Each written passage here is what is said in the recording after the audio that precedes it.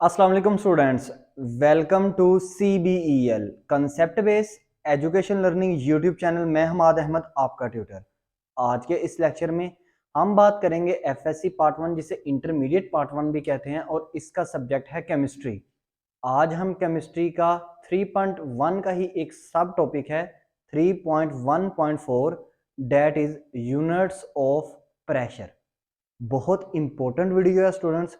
इंशाल्लाह ताला आपके 100% जो कंसेप्चुअल क्वेश्चन प्लस आपका जितना भी कॉन्सेप्ट होगा इंशाल्लाह आपका बिल्कुल ठीक हो जाएगा, क्लियर हो जाएगा। आज के बाद आप कभी नहीं भूलेंगे इन चीज़ों को। सो स्टूडेंट्स, वीडियो को शुरू करने से पहले आप स्टूडेंट से ये रिक्वेस्ट है, लास्ट जो मैंने वीडियो आपसे शेयर की थी properties of solid liquid and gases, बहुत इंपॉर्टेंट वीडियो थी।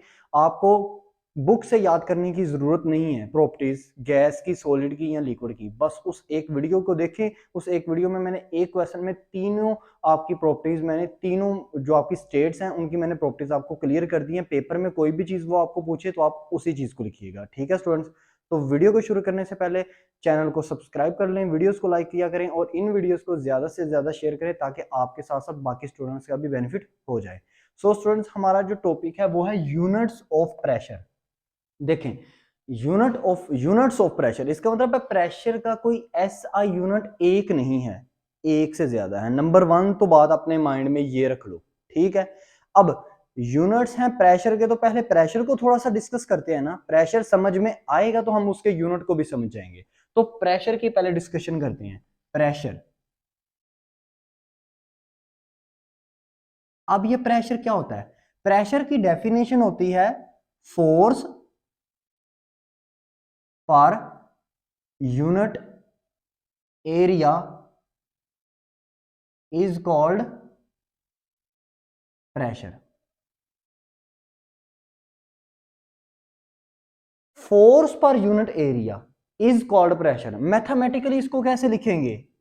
P is equal to F/A, force per unit area. याद रखिएगा स्टूडेंट्स, बात है अक्सर स्टूडेंट्स ये कंफ्यूज होते हैं कि ये पर का क्या मतलब होता है, पर यूनिट एरिया। जब भी आपको वर्ड्स आ जाए ना किसी भी डेफिनेशन में पर का, तो आपका जो फार्मूला बनेगा वो बट्टे की फॉर्म में बनेगा, ठीक है।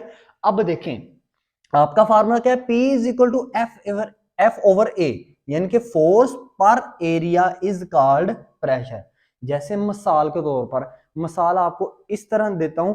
फर्ज करें मेरे पास एक सिलेंडर है, मैंने एक सिलेंडर लिया दरमियाने साइज का, ठीक है। अब इसमें ना मैंने, क्योंकि हमारा ये टॉपिक एक्चुअल में जो हमारा चैप्टर है वो गैस से रिलेटेड है, तो हम प्रेशर भी पढ़ेंगे किसका? गैस का, गैस मॉलिक्यूल्स का प्रेशर पढ़ेंगे, ठीक है ना। तो इस सिलेंडर के अंदर ना मेरे ना गैस के मॉलिक्यूल्स हैं, ठीक है।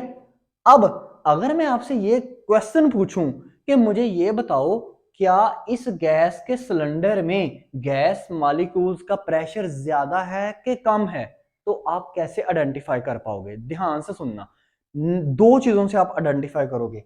नंबर 1, आप ये चीज देखोगे कि इस सिलेंडर के अंदर गैस के मॉलिक्यूल्स की तादाद कितनी है, यानी कि नंबर ऑफ गैस मॉलिक्यूल्स ज्यादा हैं कि कम हैं।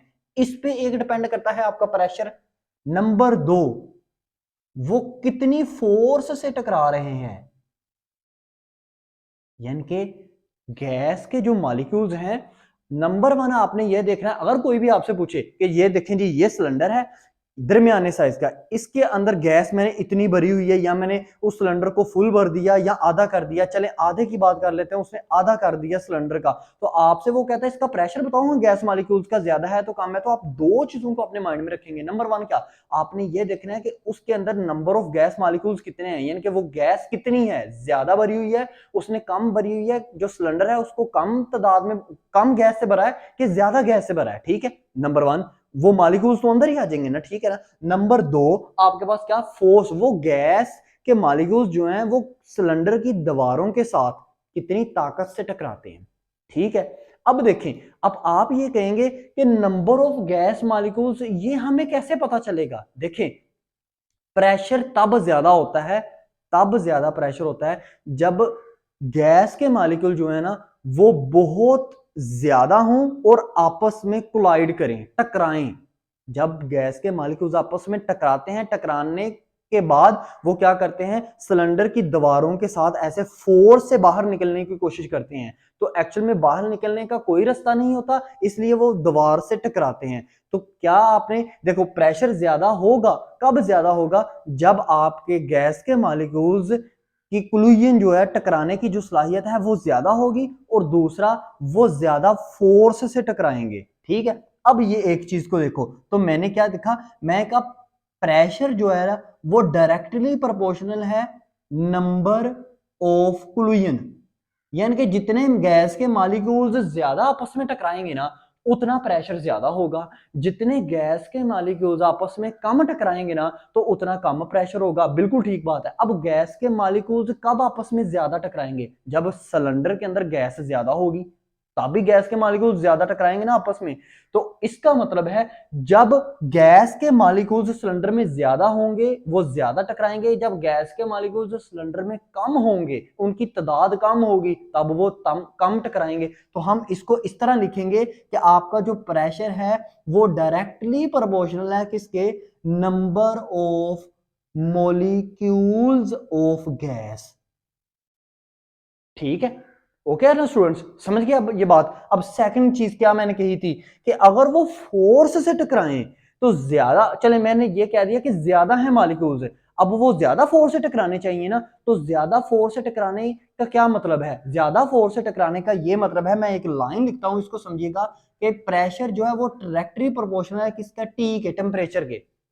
अब ज्यादा फोर्स से वो कब टकराएंगे, दीवारों के साथ, कब ज्यादा फोर्स लगेगी उनपे, जब आप टेम्परेचर, गैस के मॉलिक्यूल्स का टेम्परेचर इंक्रीज कर दोगे। आपने गैस के मॉलिक्यूल्स का टेम्परेचर बढ़ा दिया, तो याद रखना उनके अंदर काइनेटिक एनर्जी बढ़ गई। जैसे ही काइनेटिक एनर्जी ज्यादा हो गई, तो वो दीवारों के साथ, सिलेंडर की दीवारों के साथ तेजी से टकराएंगे। तो इसका मतलब क्या हुआ, टेम्परेचर ज्यादा होगा तो प्रेशर ज्यादा होगा, टेम्परेचर कम होगा गैस के मॉलिक्यूल्स का, तो इसका मतलब है कम फोर्स लगेगी, कम फोर्स लगेगी तो प्रेशर कम होगा। ओके स्टूडेंट्स, अब एक चीज देखो, अब अपने फार्मूले में आओ, ये आपको ए नजर आ रहा है बटे के नीचे। जब भी कोई चीज बटे के नीचे होती है, याद रखना वो इक्वल के लेफ्ट साइड पे जो भी चीज होगी उसके इनवर्सली प्रोपोर्शनल होगी। तो इसका मतलब है प्रेशर जो है वो इनवर्सली प्रोपोर्शनल है एरिया के। मतलब अगर सिलेंडर का जो एरिया है, एरिया एरिया कितने साइज का जो सिलेंडर है, अगर सिलेंडर होगा छोटे साइज का, तो इसका मतलब उसका एरिया कम है, इसका मतलब उसका वॉल्यूम कम है। वॉल्यूम, एरिया, साइज एक ही चीज है। ठीक है ना स्टूडेंट्स। अब देखो, एरिया, अगर सिलेंडर का एरिया कम है तो उसके अंदर प्रेशर ज्यादा होगा। ठीक है ना, क्योंकि वो आपस में फोर्सफुली टकरा पाएंगे। अब यही फर्ज करें मैं गैस इतनी ही लूं, फर्ज कर लें मैंने गैस जो है वो मैंने 5 डेसीमीटर क्यूब जो है ना, वो मैंने इस मीडियम साइज सिलेंडर में ली थी, तो प्रेशर बहुत ज्यादा आया था। अब मैं लार्ज साइज सिलेंडर में इतनी ही गैस लेता हूं, तो याद रखिएगा मेरे पास जो है वो प्रेशर कम शो होगा। क्यों, क्योंकि मैंने अपना एरिया बढ़ा दिया, सिलेंडर का एरिया जैसे ही बढ़ाऊंगा तो वो आपस में टकराएंगे गैस के मॉलिक्यूल्स, लेकिन ज्यादा नहीं टकराएंगे क्योंकि वो दूर दूर हैं। आपको मैंने बताया था कि गैस के मॉलिक्यूल्स के अंदर स्टूडेंट्स इंटरमॉलिक्यूलर फोर्सेस जो होती है ना, अगर वो गैस के मॉलिक्यूल्स, वैसे ही गैस के मॉलिक्यूल्स के अंदर इंटरमॉलिक्यूलर फोर्स बहुत वीक होती है, तो अगर वो मजीद एक दूसरे से दूर दूर हो जाएंगे तो उनके अंदर तो फोर्स रहेगी नहीं। तो जैसे ही फोर्स नहीं रहेगी तो उनके अंदर प्रेशर जो है वो बहुत कम प्रोड्यूस होगा। ठीक है, तो यहां पे आपने एक चीज लिखनी है, मैं लिख सकता हूं, प्रेशर जो है वो इनवर्सली प्रोपोर्शनल है किसके, वॉल्यूम के। वॉल्यूम ज्यादा होगा यानी कि सिलेंडर का साइज ज्यादा होगा, प्रेशर कम प्रोड्यूस होगा। सिलेंडर का साइज कम होगा तो प्रेशर ज्यादा प्रोड्यूस होगा, सिलेंडर का वॉल्यूम अगर छोटा होगा। ठीक है स्टूडेंट्स, तो ये आपने क्या पढ़ लिया, प्रेशर। लेकिन हमारा जो टॉपिक है इसका मतलब है pressure, force per unit area is called pressure. अब इस चीज को अपने अपने माइंड में रखना। लेकिन हमारा जो टॉपिक है, हमारा टॉपिक है यूनिट्स ऑफ प्रेशर। तो यूनिट्स ऑफ प्रेशर, एक्चुअल में प्रेशर का कोई एक यूनिट नहीं है। प्रेशर का नंबर 1 यूनिट क्या है, नंबर 1 पे जो हम डिस्कस करेंगे वो है एटमॉस्फेयर, एटीएम। इसको एटीएम से जाहिर करते हैं। ठीक है स्टूडेंट्स, इसको एटीएम से जाहिर करते हैं। अब ये जो एटीएम है, जो प्रेशर का यूनिट है, आपने यहां पे एक लाइन याद रखनी है जो कि आपको एमसीक्यूज में ज्यादा पूछी जाती है। It is most common unit of pressure. वो अक्सर आपसे कहता है प्रेशर का सबसे ज्यादा इंपॉर्टेंट या कॉमन यूनिट कौन सा है, तो याद रखिएगा एटीएम, एटमॉस्फियर। अब देखो एटमॉस्फियर की एग्जाम्पल बाद में करते हैं, पहले मैं आपको समझाता हूं इसकी डेफिनेशन। पहले इसकी डेफिनेशन को सुनो, डेफिनेशन। अब डेफिनेशन की हेडिंग दे दी, एटमॉस्फेयर कहते हैं द प्रेशर, आप साथ साथ लिखते भी जाओ, द प्रेशर ऑफ एयर, हवा का दबाव, the pressure of air date can, जो कर सकता है, सपोर्ट, सहारा दे सकता है, सपोर्ट ऑफ 76 यानी कि 76 सेंटीमीटर और 760 मिलीमीटर मरकरी, मरकरी को मैं एच जी लिख लेता हूं, mercury column at 0 degree centigrade at sea level. Okay students, मैं डेफिनेशन को दोबारा आपसे शेयर कर लेता हूं, दोबारा पढ़ देता हूं। देखिए, वन एटमॉस्फेयर की डेफिनेशन क्या है, एटीएम की डेफिनेशन क्या है। एटीएम की डेफिनेशन ये है द प्रेशर ऑफ एयर, हवा का दबाव, डेट कैन सपोर्ट, जो सहारा देता है, एट 76 यानी कि 76 सेंटीमीटर और 760 760 millimetre, 760 millimetre of H G column, mercury column at 0 centigrade at sea level. यानी कि इसको एग्जाम्पल से समझो, ऐसे आपको इसकी समझ नहीं आएगी। अब देखना इसकी एग्जाम्पल मैं कैसे लेता हूं। देखो मैंने क्या किया, मैंने एक टब में ना स्टूडेंट, मैंने मरकरी, जो जिसका आपको पता सिंबल एच जी होता है, ठीक है ना, मरकरी को मैंने एक टब के अंदर ना स्टूडेंट्स भर लिया। मतलब एक टब में ना मैंने, ये देखें, मैंने मरकरी फुल कर ली, एच जी। आपको पता है मरकरी लिक्विड होती है किसमें, एलिमेंट्स में, मेटल्स में। जब आपने पढ़ा था तो पीरियोडिक टेबल में आपने पढ़ा कि मरकरी जो है वो लिक्विड होती है। इसको मैंने एक टब में फिल कर लिया। अब मैंने क्या किया, मैंने एक कैपिलरी ट्यूब ली, मैंने क्या ली, एक कैपिलरी ट्यूब ली। इस कैपिलरी ट्यूब को ना मैंने, ये कैपिलरी ट्यूब की पहले समझे लेंथ कितनी है, इसकी लेंथ है 1 metre. 1 metre is equal to किसके होता है, 100 सेंटीमीटर। 100 सेंटीमीटर किसके इक्वल होता है, 1000 मिलीमीटर। ध्यान से सुनिएगा, कैपिलरी ट्यूब की लेंथ कितनी है, मैंने एक कैपिलरी ट्यूब ली, उसकी लेंथ कितनी है, 1 मीटर। 1 मीटर कितने के इक्वल होता है, 100 सेंटीमीटर। 100 सेंटीमीटर किसके इक्वल होता है, 1000 मिलीमीटर। अब इस कैपिलरी ट्यूब को भी मैंने फिल अप किससे किया, मैंने इसको भी fill up students H G से, मैंने इसको भी फिल अप कर दिया। ओके, मरकरी से, इसको भी मैंने मरकरी से फिल अप कर दिया। अब इसको मैंने ना इस टब के अंदर ना इन्वर्टेड रखा। इन्वर्टेड कहते हैं, जो कैपिलरी ट्यूब है, ये जो आपकी ट्यूब है, इसको उल्टा रख देना है इस टब के अंदर।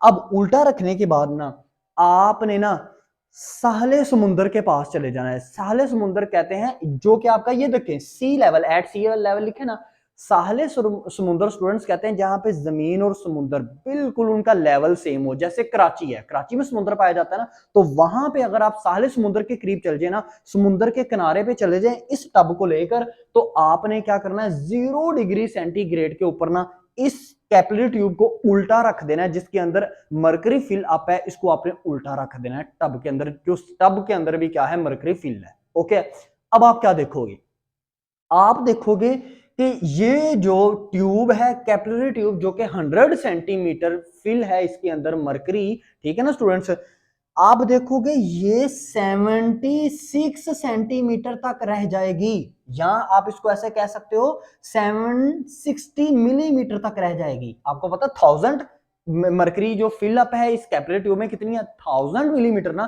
तो 760 760 मिलीमीटर रह जाएगी, या 76 सेंटीमीटर रह जाएगी। 24 का फर्क आएगा। क्यों? वो कहता है क्यों? यही अब आपकी डेफिनेशन है, मतलब डेफिनेशन में वो यही कहता है वो जो आपकी मरकरी है वो 760 और 76 सेंटीमीटर आपकी मरकरी कॉलम को ले आती है 0 डिग्री सेंटीग्रेड पर एट सी लेवल। क्यों? वजह क्या है? अब यहाँ पे दो क्वेश्चन आपके माइंड में आएंगे। नंबर 1 तो सर ये बताएं 100 में से 24 ही क्यों कम हुए, यानी कि 76 पे जाके क्यों रुक गई? और अगर ये फिलअप मतलब अब कमी किस में आई है? कुछ स्टूडेंट ये समझते हैं पता नहीं वो जो टब में पड़ी हुई है मरकरी उसमें कमी आई है। नहीं स्टूडेंट्स, ये कैपिलरी ट्यूब में मैंने 100 सेंटीमीटर मैंने कैपिलरी ट्यूब के अंदर मरकरी फिल की है, ठीक है ना। तो ये कैपिलरी ट्यूब जो 100 सेंटीमीटर की मैंने फिलअप की थी, यहाँ पे 76 सेंटीमीटर रह गया, ठीक है ना, आपकी मरकरी रह गई है। तो नंबर 1 क्वेश्चन ये आया कि आपकी जो ये कैपिलरी ट्यूब है उसने 24 का क्यों हमें गैप दिया। नंबर 2, अगर इसने कम ही होना था तो ये टोटली कम हो जाती। ओके, अब नंबर 1 क्वेश्चन का आंसर सुने। 76 पे जाके ये इस वजह से रुक गई क्योंकि आपको पता है कि हमारी जो अर्थ है वो ग्रेविटेशनल एनर्जी रखती है, वो हर चीज को अपने सेंटर की तरफ अट्रैक्ट करती है। तो इसलिए जैसे ही कैपिलरी ट्यूब को उल्टा करके रखा टब के अंदर, तो वो उसने क्या किया, एट सी लेवल पर उसने जमीन ने अपनी तरफ खींचा, उसको मरकरी को खींचने के बाद इतने परसेंट उसमें कमी आ गई, यानी कि 24 का गैप उसमें बढ़ गया। ओके, अब सेकंड क्वेश्चन आपका क्या था कि ये टोटल इसमें क्यों नहीं कमी आई, मतलब ये कैपिलरी ट्यूब खाली हो जाती, ठीक है। वो उसका आंसर ये है, ये जो टब आप देख रहे हो ना, क्योंकि ये एट सी लेवल है, मतलब समुद्र के साले समुद्र के किनारे पर है, तो इसके इर्द गिर्द क्या है, इसके इर्द गिर्द हवा का दबाव है, ठीक है ना स्टूडेंट्स। इसके इर्द गिर्द हवा है, एयर है, एयर का दबाव है। तो एयर का जो दबाव है वो इसको 76 से नीचे गिरने नहीं देता। ओके स्टूडेंट्स, तो आप यहां पे ये अंडरस्टैंड कर चुके हो कि ये आपका इस वजह से 76 इसको स्टैंडर्ड रखा गया 76 को आपकी डेफिनेशन में। तो यहां पे आप एक चीज कह सकते हो कि वन एटमोस्फियर 1 ATM वो किसके बराबर होता है, वो बराबर होता है 76 यानी कि 76 सेंटीमीटर मरकरी Hg, और इसको आप कह सकते हो 760 millimetre mercury Hg। Okay students, ये आपका एटमॉस्फेयर का ये आपका कंसेप्ट है। अब इसको आपने ध्यान से याद रखना है। ये जो आपको एटमॉस्फेयर की डेफिनेशन बताई है बहुत इंपॉर्टेंट है, अक्सर ये पेपर में आती है, तो ये आपका बहुत इंपॉर्टेंट एक शॉर्ट आंसर क्वेश्चन बन जाता है। अब नेक्स्ट जो आपके पास प्रेशर का यूनिट है ना, वो आपके पास नेक्स्ट यूनिट आता है न्यूटन पर मीटर स्क्वायर, ठीक है स्टूडेंट्स, न्यूटन पर मीटर। अब यहां पे भी पर आ गया ना, मैंने आपको बार बार कहता हूं जब भी पर आ जाए ना, तो इसका मतलब है आपका ये देखो ये फार्मूला देखो, फार्मूला आपके पास था P is equal to F over A. F का यूनिट क्या होता है, एसआई यूनिट, एफ का एसआई यूनिट होता है न्यूटन, और ए का एसआई यूनिट क्या होता है, वो होता है मीटर स्क्वायर। तो मीटर स्क्वायर को बटे के ऊपर ले जाओ तो ये बन जाएगा न्यूटन पर मीटर स्क्वायर, ठीक है ना, m(n)(m)-2। ओके स्टूडेंट्स, तो ये आपका बन जाएगा, ये एसआई यूनिट है। ये क्या है, it is a SI unit of pressure. अब मैं आपको एक बात बताता हूं, यहां से आपको बहुत इंपॉर्टेंट एमसीक्यूज आता है। वो कहता है what is the SI unit of pressure. है तो सारे यूनिट्स हैं प्रेशर के, ये एटमॉस्फेयर है, ये एटमॉस्फेयर जो है ये भी एटीएम, ये भी प्रेशर का यूनिट है, लेकिन एसआई यूनिट नहीं है। एसआई यूनिट जो प्रेशर है वो है न्यूटन पर मीटर स्क्वायर, ठीक है ना। तो वहां नीचे ऑप्शंस वो देता है, पास्कल है आपके पास, वो कहता है पास्कल है या एटीएम है या क्या है, तो न्यूटन पर मीटर स्क्वायर ये आपका एसआई यूनिट है। बहुत इंपॉर्टेंट ये आपका एमसीक्यू है। अब न्यूटन पर मीटर स्क्वायर, ये 1 एटीएम, अगर मैं कहूं आपसे कि 1 ATM 1 atmosphere is equal to 10 13 25 newton metre square. Okay, अब आप कहोगे ये देख रहे हैं कि कितनी स्मॉल वैल्यू है, 10 13 25 न्यूटन मीटर स्क्वायर, 1 एटीएम इसके बराबर है, यानी कि 1 एटीएम तो इससे बहुत ज्यादा है, बहुत ज्यादा बड़ी रकम है 1 एटीएम। ओके स्टूडेंट्स, अब जो आपका इसके ये देखें, अब इसके साथ ही एक चीज आती है पास्कल। पास्कल को पी से जाहिर करते हैं। ये एक्चुअल में ना एक साइंटिस्ट था, इटालियन साइंटिस्ट था, ये इटली का रहने वाला था, इसको कहते हैं पास्कल। एक्चुअल में पास्कल की जो वैल्यू है, मैं पहले आपको इसकी भी वैल्यू बताता हूं, जो 1 न्यूटन पर मीटर स्क्वायर जो है वो इज इक्वल टू होता है 1 पास्कल के। ठीक है, इसलिए न्यूटन पर मीटर स्क्वायर को हम 1 पास्कल भी कह सकते हैं। यह भी इंपॉर्टेंट क्वेश्चन शॉर्ट एमसीक्यूज आपसे वो शेयर करता है। वो कहता है कि न्यूटन पर मीटर स्क्वायर ये किसके इक्वल होता है, पास्कल के, आपके पास एटीएम के, आपके पास पीएसआई के, किसके बराबर होता है? तो आपने कहना है पास्कल के बराबर होता है। ये अब आप कहेंगे कि ये पास्कल इक्वल इसको क्यों रखा गया? एक्चुअल में ना पास्कल ने जब डिस्कवर किया तो उसको उसको इनाम देने के लिए उसको कहा गया कि जी ठीक है, तुझे याद रखने के लिए ना हम क्या करते हैं, तेरी जो वैल्यू है वो बिल्कुल न्यूटन पर मीटर स्क्वायर के बराबर इसने वैल्यू लेके आया था, किसकी? प्रेशर की, एक एटीएम प्रेशर की। ओके स्टूडेंट्स, अब इसके अलावा जो थर्ड आप अपना प्रेशर का यूनिट पढ़ेंगे वो कौन सा होगा? अब देखिए थर्ड हम पढ़ते हैं टोर। यह भी एक इटली का साइंटिस्ट था, टोर। अब टोर 1 ATM, ये देखें 1 ATM 1 atmosphere is equal to 760 torr, is equal to 760 millimetre torr. पहला है 76 सेंटीमीटर टोर, फिर है 760 मिलीमीटर टोर। ओके स्टूडेंट्स, अब इसका मतलब अगर हम इन तीनों को स्टैंडर्डाइज करें, इन तीनों को मैं सीधा करके आपको बताऊं, एटीएम को, उसके बाद आपको न्यूटन पर मीटर स्क्वायर को यानी पास्कल को, और ये टोर को, तो आप कैसे लिखोगे? इसको लिखोगे 1 ATM, एक एटीएम किसके बराबर होता है? इज इक्वल टू आपके पास 76 यानी कि 76 torr is equal to 10, 13, 25 Newton पर मीटर स्क्वायर। इसका मतलब है जो टोर है वो न्यूटन पर मीटर स्क्वायर से बड़ी वैल्यू है। टोर जो है वो न्यूटन पर मीटर स्क्वायर से बड़ी वैल्यू है। अब हम नेक्स्ट अपने यूनिट्स करते हैं। अब देखिए स्टूडेंट्स, नंबर 4 पे आपके पास क्या आएगा? Number 4 PSI. अच्छा, ये पीएसआई क्या होता है? पीएसआई का मतलब होता है पाउंड पर स्क्वायर इंच। अच्छा, अब ये कौन सा प्रेशर है? ये कौन सा प्रेशर है? एक्चुअल में ना ये प्रेशर इंजीनियरिंग लेवल पे यूज किया जाता है। जैसे गाड़ी लेके जाएं अक्सर हम हवा भराने के लिए, तो वो उनको क्या कहा जाता था? भाई 30 की ना, 30 की हवा भर दे या 20 की हवा भर दे। ये 30 और 20 क्या है? ये 30 और 20 एक्चुअल में ये है पीएसआई। पीएसआई मतलब पाउंड पर स्क्वायर इंच। ठीक है ना स्टूडेंट्स? तो अब यहां से हम इसको अगर कंपैरिजन करें वन इसके साथ है 1 ATM के साथ, तो ये देखिएगा ध्यान से, 1 ATM is equal to 14.7 PSI। Okay students, ठीक है। अब अगर हम इन चारों को मैं आपको कंपैरिजन करके दूं, चारों का कंपैरिजन कैसे आएगा? अब आपने एक बात याद रखनी है, पीएसआई किस लेवल, किस चीज के लिए यूज किया जाता है, कहां पे यूज किया जाता है? ये प्रेशर यूज किया जाता है इंजीनियरिंग फील्ड में। ये भी आपको एमसीक्यूज वो पूछता है कि पीएसआई को हम कहां पे, क्या ये हमारा एक स्टैंडर्ड यूनिट है, मतलब ऐसा यूनिट है? नहीं, ऐसा यूनिट आपके पास क्या है?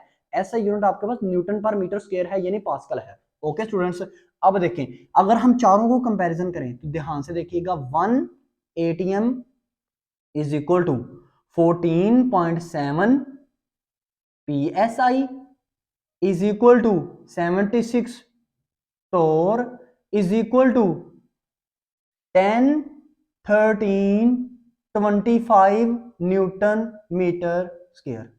ओके, सबसे बड़ा क्या? एटीएम। उससे छोटा क्या? पीएसआई। उससे छोटा क्या? टोर। टोर का यूनिट, प्रेशर का यूनिट। उससे छोटा क्या? न्यूटन पर मीटर स्क्वायर। ओके स्टूडेंट्स, अब आपका लास्ट में आ जाएगा जो कि आपका 5th नंबर बनता है यूनिट, ये आपका होगा मिली बार। अब ये मिली बार क्या है इसको समझिएगा। आपके जो महकमा मौसमियात वाले हैं जो आपको ये बताते हैं कि आज भाई इतने सेंटीग्रेड टेम्परेचर है, आज सर्दी ज्यादा होगी कम होगी, आज गर्मी ज्यादा होगी कम होगी, ये वो यूज करते हैं। ठीक है, अब इसको समझो, ये क्या है? 1 ATM is equal to 1.1325 1325 bar. Okay student, मतलब इस ये अप्रोक्सीमेटली मतलब 1 एटीएम जो है वो 1 बार के इक्वल है। ये आगे आपको नजर आ रहा है 0.1325, यानी कि अगर आप इसको इसको नजरअंदाज कर दें 1325 को और 1 ही रखें तो आपको ये समझ में आ जाना चाहिए कि 1 एटीएम जो है वो 1 बार के इक्वल है। लेकिन हम क्या पढ़ रहे हैं, हम पढ़ रहे हैं मिली बार पढ़ रहे हैं। तो मिली बार पढ़ना है तो हमने इसका छोटा यूनिट लेना है। तो छोटा यूनिट लेना है इसका मतलब है पॉइंट के बाद वाली रकम ले लें। तो 1 ATM is equal to 0.101325 milli bar.